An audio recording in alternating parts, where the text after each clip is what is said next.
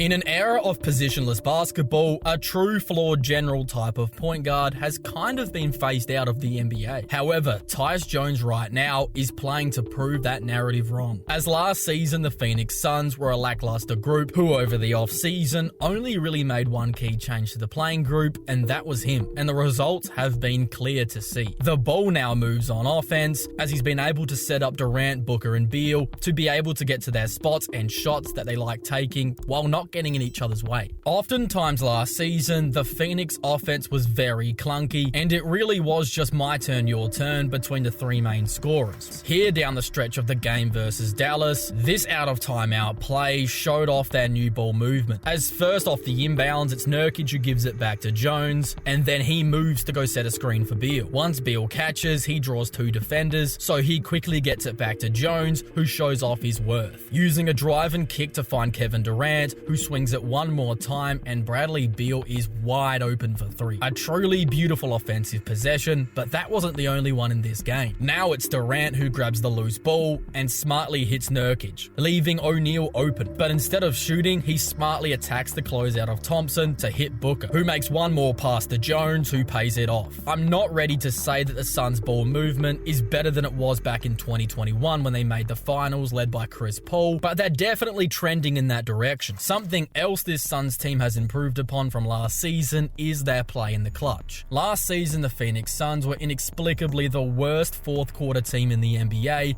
and in clutch games, their numbers were even worse, as their record in games that were deemed to be clutch was 20-21. To have a losing record in the clutch when you have Kevin Durant, Devin Booker, and Bradley Beal all on the same team should have been impossible, but it definitely wasn't, as the Suns not only struggled in the clutch, but in the fourth quarters overall. However, this has been a very different story this season, as after this clutch game against the Mavericks, the Suns are now 7-0 in clutch games this season, and the play of Kevin Durant down the stretch of these games is a big reason to why. The first game of the season was a clutch game against the Clippers, and in it was Durant who took over down the stretch, as here KD sets a go screen for Jones and then slips into space, where he's then able to catch and drive, attacking James Harden, drawing the foul and one. Then with time winding down with his team down 2, Durant gets into his bag, connecting on this tough fadeaway jumper over 2 Clippers for the tie. Now in that second clutch game of the season against the Lakers, Kevin Durant was at it again, as here he's able to come off the Plumlee screen, and with Reeves trailing him, he gets to his spot and knocks it down. But in the game against the Sixers, Kevin Durant put the team on his back, as here Nurkic sets the high screen, allowing Durant to get a full head of steam as he draws the foul. With a minute remaining, the Suns set another high ball screen for Durant, which for a moment allows him to get the one-on-one with Maxey, but the Sixers quickly try and switch it, which leaves enough daylight for Durant to get to his spot and knock down another. Now with the game knotted at 116, Kevin Durant attacks Yabusele downhill as he's able to get away from the help defense of Caleb Martin, knifing his way through the defense, getting right to the rack for the game. In the big moments, Kevin Durant is still the best in the business, as here against their Heat, the Suns put the ball in his hands again as he backs down the smaller Tyler Hero and knocks down the fadeaway even though Jimmy's there to contest. Here with the Suns in trouble on this possession, they call his number again, and even though Miami gets the matchup they wanted with Highsmith, Durant will quickly just rise up and cash another one. Then to put the game on ice, he rises up over Highsmith again and puts the nail in the coffin. Usually his go-to buckets in the big moments are in the mid-range, but in the game against the Mavericks, he took a different approach, as here Jones brings Kyrie up for the switch,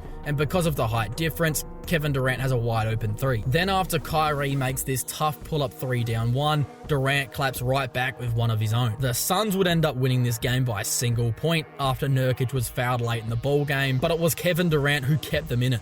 And quite frankly, this should have been happening all last season. As think about it, if Phoenix were good in the clutch last year, they could have potentially been a top 3 seed in the Western Conference. However, it hasn't been all sunshine and rainbows for Phoenix, as Devin Booker to start the season has been really struggling with his shot. So far on the season, he's averaging 23 points a game on only 42% shooting from the field and 28% from deep. The bad 3-point shooting isn't so irregular, as despite the beautiful jumper, Booker has never been been an elite 3-point shooter, but he's usually around the low to mid 30s, not 28%. Then to see games from him where he only goes 3 of 18, like he did against the Sixers, and 4 of 12 like he did against the Mavericks, that's just not normal. Usually Book is one of the most effective scorers in the league, however he's been far from it this season. If Devin Booker starts hitting his shots and gets to his normal rate, the Phoenix Suns just become even better, which is incredible to think about. Somebody who had been really struggling for the Suns last season was Jusuf Nurkic, as he was being beaten on defense and wasn't providing anything offensively either. However, this season we've seen a dramatic change in the career of Jusuf Nurkic, as it seems that every center who plays under Coach Bud has to be able to shoot 3 balls. From Al Horford to Brook Lopez and now Jusuf Nurkic, the streak has continued, as Nurk is now making 35% from 3 on a career-high 2.9 attempts per game. Now that he's providing the ability to space the floor, all of a sudden he brings value to the Suns' offense, making them even more dangerous. As after having a season riddled with injury, Bradley Beal has been healthy and available so far this season, and even though he was more effective last season, it just feels like he's more within the groove of the offense this season than he was in his first year with the team. Speaking of injuries though, Kevin Durant has just been ruled out for 2 weeks due to a left calf strain, which he suffered in the Friday night game against the Mavericks. This will no doubt be a blow for the Suns in the short term. However, I actually kind of like the idea of the Suns having to spend some time without Kevin Durant. The reason I like it is very similar to what happened with the Grizzlies last year, as they played basically the entire season without their star players, and what this meant was their bench unit guys were getting more minutes, and as a result, they fast-tracked their growth. For example, Grayson Allen has been in a shooting slump to start the season, and any more minutes they could give to Ryan Dunn would be incredibly valuable. For some of the rotation guys, getting more minutes than they would usually get will help them in the long run, but another positive would be force-feeding Devin Booker the basketball, as they could potentially get him out of his shooting slump earlier than it would have been if he had to share shots with Kevin Durant, which would obviously be a great thing. But also for this Suns team to not heavily rely on Kevin Durant down the stretch is going to be interesting to watch, as Booker and Beal are definitely capable of making big-time shots, but so far this team has been leaning on Kevin Durant in the clutch, so this will definitely be a space to watch.